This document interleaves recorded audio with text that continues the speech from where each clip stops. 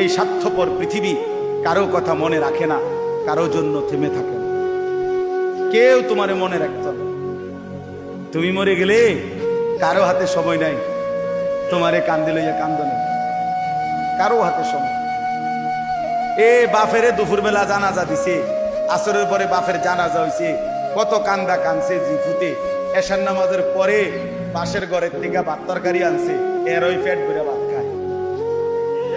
এরা দেখলাম দুপুরে কান্দে অন ভাত খায়, আরো গোস্ত লয়, আরো ফার্মের মুরগা লয়, তেলাপিয়া মাছ লয়, ডাল লয়।